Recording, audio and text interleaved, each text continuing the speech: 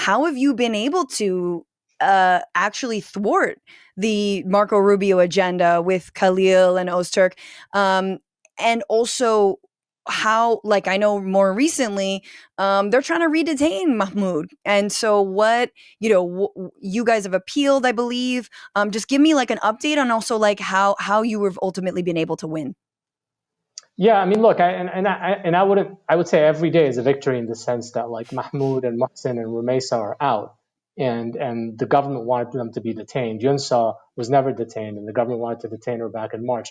So every day since then is a victory in that sense. But the fight isn't over, right? I mean, as you pointed out, the government is still trying to re-detain and deport all of our clients. We're still fighting those cases, both in the like actual court system and federal courts. These are the cases that our clients brought that the government's trying to slow down, and in the administrative court, in the administrative system, the so-called immigration courts, which aren't really courts. Immigration judges aren't really judges; they're Justice Department employees that serve at the pleasure of the Attorney General and the President. They can be hired or fired at will. They're not independent.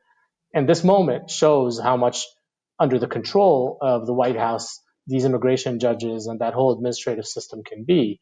And so that fight isn't over.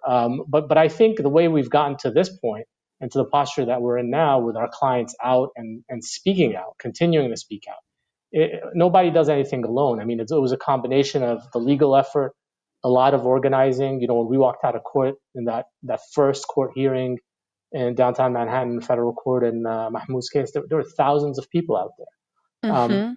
Of course. So it was a combination of the mobilization, the media, and the legal effort that resulted, I think, in our clients being released. But as you said, the fight goes on. It's not over, and the government is still trying to detain and deport them. Got it. And so, I mean, I'm not clear on like the legal strategy, but you guys were able to prove that there was no reason for the so-called infraction violation of organizing a demonstration that they should be detained. Right. I mean, we were able to convince federal judges that there was no reason for them to be detained, that they didn't pose any kind of public safety risk. They didn't pose any kind of flight risk. Those are normally the things that courts look at to decide if somebody should remain in detention. And so we're able to get them out on bail that way, right? Judges agreed with us that these people pose no danger. Now, that wasn't an oversight on the government's part. It's not like the government made a mistake by choosing Mahmoud and Rümeysa. I think it was very much the point. They wanted to go for someone like Rümeysa, for example, who's a graduate student, a PhD candidate at Tufts. She's working on child development. She co-wrote a single op-ed in the Tufts daily newspaper calling on the Tufts Senate to live up to its professed ideals in connection with, just divestment from the Israeli war machine, right? I think that was the sort of the crux of that op-ed. They go after her. That is a feature, not a flaw, right? Like they want to set a precedent that basically says, well, if we can do this to this person in particular, she's got no criminal priors, she's like the sort of an ideal person in many ways.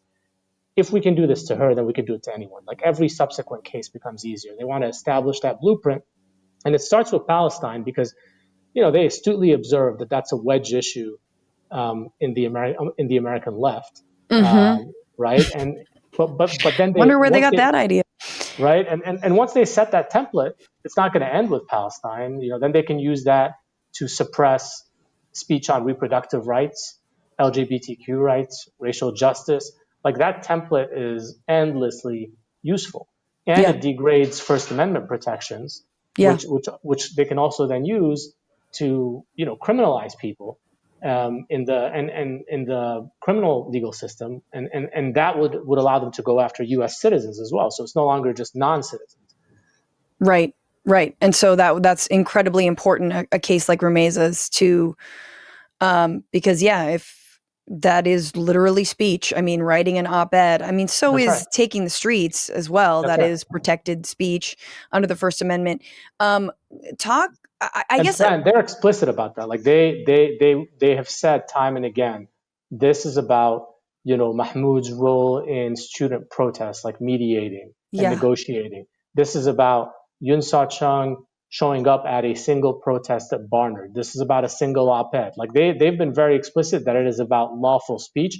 And their whole thing is we can do it based on lawful speech. And so any of us here in the United States, and frankly, I mean, this should be, a universal or bipartisan issue. Anybody who cares about free speech in this country should be alarmed by this claim that based on the Secretary of State's say so, that your speech poses some kind of foreign policy problem that he doesn't even have to name, that they can detain you and deport you, and that the First Amendment is not a barrier to that. Because if the First Amendment is not a barrier to that, then they might start prosecuting people for their speech and their protected activity.